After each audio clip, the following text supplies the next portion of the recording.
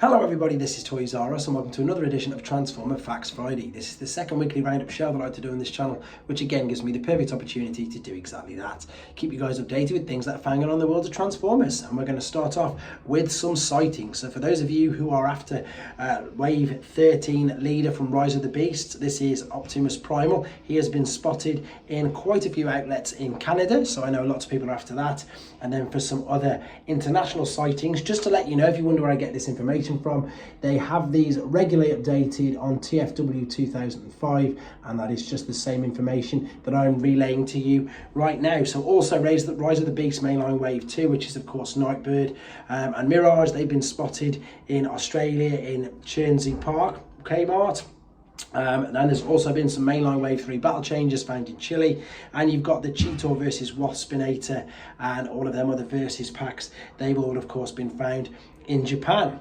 Right, moving on to something that's a little interesting, but I just still wanted to show it you anyway. So this is Gully, which appears to me to be a complete rip-off of Lego bricks, and what they've done is they've took it upon themselves to make, I suppose, their version of an Optimus Primal. So I've got all these images from the website T-Formers. You can see here, I suppose, that it is loosely Optimus Primal, but some of the facts about it is that it's going to be released December this year. It's retailing at $97. It's got core energy lights. The turret can move that it has the lights on it. It's got 4,160 pieces, and its size is 41 centimeters by 32 and 34. So it is huge, and it's obviously got a main building block and instructions. So here's some images of it if you fancy building yourself your own version, albeit of not obviously a screen accurate one, but a version of Optimus Primal himself. It doesn't look too bad. Obviously it's huge, so yeah, there you go. That gives you an idea of the dimensions on it. So not too sure, but I know that some people will be interested in it, and that's exactly why I wanted to share it with you. So there you go, last few images of that. Okay, so on some of the this is a complete mixture of third party and mainline figures this week because everything's just all over the place. So on Magic Square's Weibo there is an abundance of photos of their completed version of Bruticus.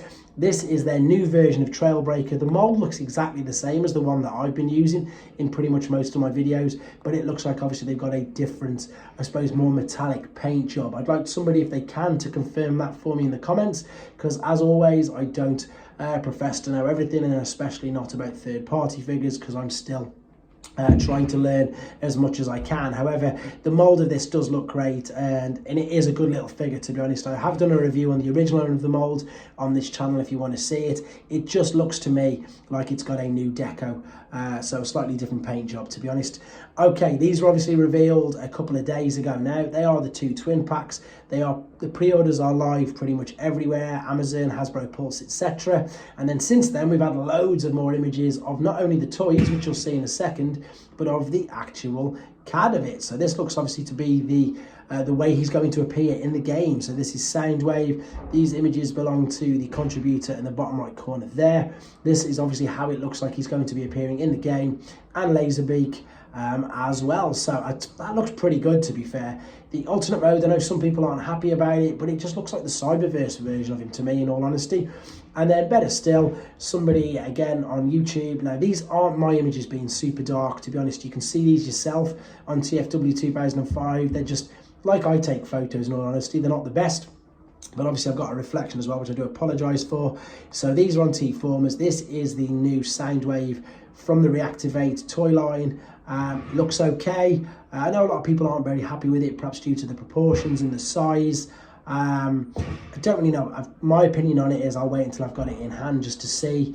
Obviously I do think there has been perhaps better Soundwaves released than this in the past, but in the meantime I'm holding out until I've actually physically got one in hands before I pass any more judgment on it. It doesn't look too bad, but you know, Soundwave's such a popular character. I think they're always going to come under scrutiny with whatever version that they make.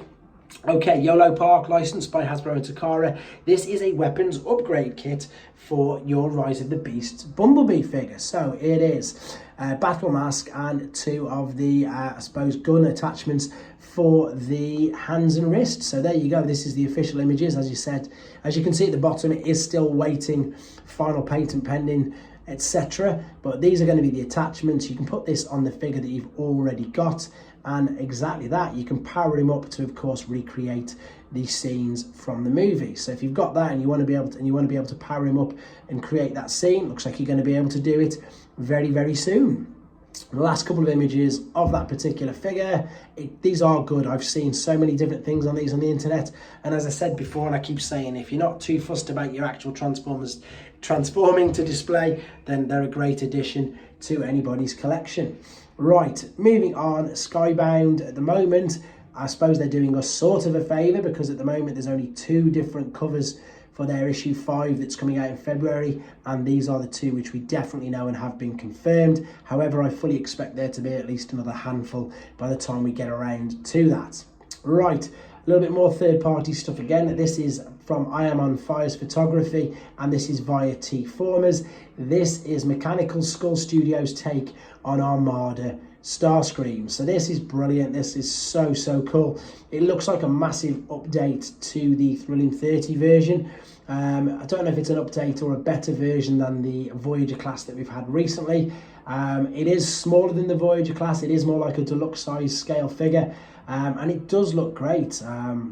And it's brave, of companies, I think, picking figures and characters like this instead of going for, the more standard G1. But there's clearly a market out there right now for Armada figures, and I think they've just really managed to land right on the niche of this with this particular figure, because it does look really, really good in both modes, which is something I think that is very important these days. So there you go. These images are from I Am On Fire, and they are also on tformers.com if you want to see them without the reflection and indeed the glare. Okay, last couple. Now we're going to move on. Keep an eye on these things now, guys, because obviously it's good. Well, it's Black Friday next week, but most companies are starting loads of things already. So Transformers Generations Legacy Deluxe Class Bundles. This is literally 2 figures in their packaging, bundled together. Autobot Skids and Decepticon Drag Strip. I'm not going to read them all out. You may have seen some of these in stores already. There are the ones, if you want to quickly pause and read that. So there's a Generations lot, and indeed there is a Studio Series lot. So these are literally packaged together, sort of, I don't know if they're shrink wrapped or sellotaped together where they are, but they're packaged together. 2 figures, and as I say, they're doing basically as good as buy one get one frees on the offers that I've seen online with this. So it's a great idea for them to obviously shift some stock that hasn't obviously sold. Okay, I've also been on Ironfactory's Weibo page, and this was to be expected, and I fully expect this, and I love it when all companies do this. So we've had Samurai Inferno, so this of course means we're now going to get Samurai Grapple. And again, for those of you who don't know, Ironfactory is a third-party company. It's not licensed by Hasbro or Takara, and what they do is they take our favourite Generation 1 characters, and others to be honest, but they put their own little twist on them. So you can still tell this is a Grapple figure, but he looks more sort of samurai based, with just, I suppose, the way that they've made him look. I suppose it's as obvious as it sounds, and this is really, really good. Look at the alternate mode, it's excellent, and this will go perfectly with Inferno, Grimlock, Prowl, Smokescreen, and the whichever other ones that they've got. So that's this first part of the news. There's going to be some more in about 12 hours time, overnight for myself in the UK, maybe a bit later in the day depending on whether you are in the rest of the world. Before I show you a load of the pre-orders that you can now order from ShowZ, I want to show you how you can help this channel by going onto the homepage, typing in Toys R Us in there for myself. It will greatly help me and the channel out, and you will get your points as well for every single thing that you buy. So things that we can see on here for pre-order, we've got loads. To be fair, some of them I've reviewed already, like Fans Toys Swerve. We've got Metagate's version of Shatter there. There's New Age's Trailbreaker, not the one I've just shown you. There's the DNA upgrade kit there. It looks like Doctor Wu's Ultra Magnuses are coming back in stock.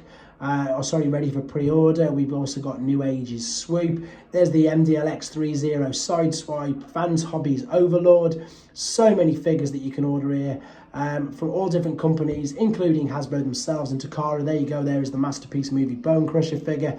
check it out for all of your robots, Transformers, Bishuju, whatever, Gundam, and whatever else I can think of on their particular website needs. So, huge thank you for that, guys. Huge thank you to the channel members. As I say, that's slowly starting to grow.